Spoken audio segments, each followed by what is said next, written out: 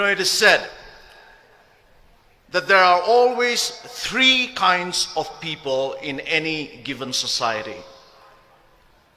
This threefold distinction has been noted and made by notable sociologists and public intellectuals. But this threefold distinction of the three kinds of people, it was first identified and first stated by the supporters and founders of democracy in ancient Greece. For the Greek people, the people who in many ways gave us the modern civilized world, for the Greek people, the first kind of people in any given society are the idiots.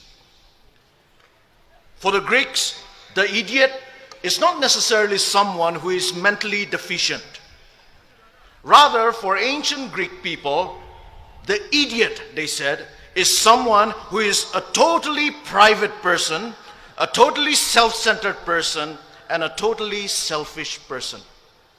They called him the idiot. The idiot, he is always out for his personal gain and his personal interests. He does not have a public philosophy.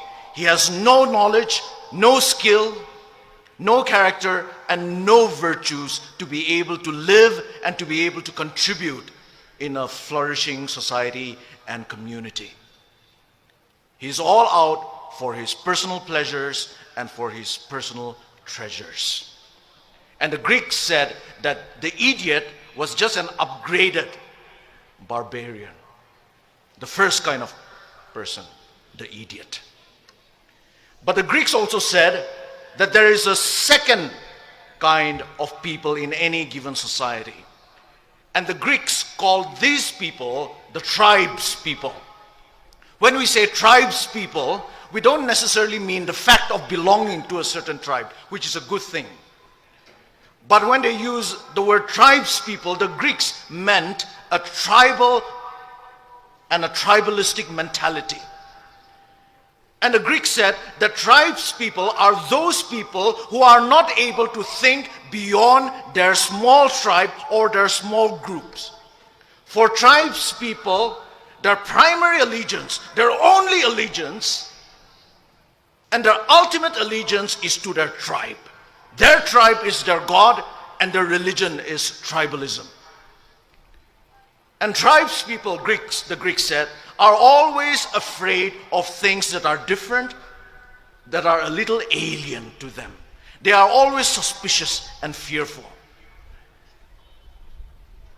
And they always dealt with different people and difficult situations with intimidation, with force, and with violence. And the Greeks also said that the ideal person for tribes people is the warrior, because tribes people are a war-making people. Their ideal is the warrior. But it was not so for the Greeks. For the Greeks, there was another kind of people, another kind of a person, and that was the ideal person. And the Greeks called this ideal person the citizen. The citizen.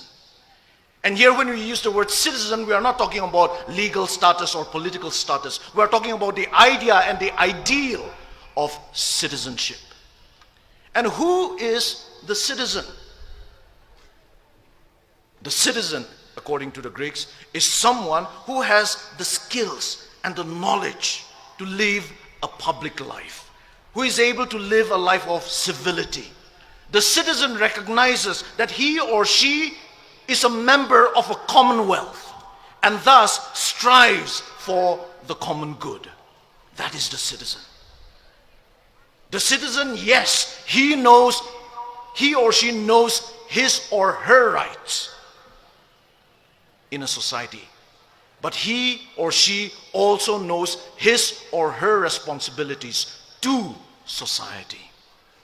The citizen can fight for his rights, but always with an awareness of and with a respect for the rights and interests of others, of their neighbors, of the smallest of minorities, and of the worst of their enemies.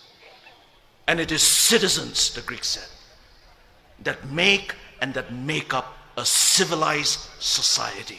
Because citizens settle their differences with civility. So they produce a civilized society. A society that truly lives up to the meaning of the name society. Society literally means friendship and friendliness. That is the threefold distinction that the Greeks have given us. That is the choice that each and every individual, wherever he or she may be, has to make in a society. And I believe that that is the choice that starkly faces us Naga people today. Will we be idiots, living only for ourselves? Will we be tribalistic, tribes people, unable to think beyond our tribes and our small groups? Or will we be citizens?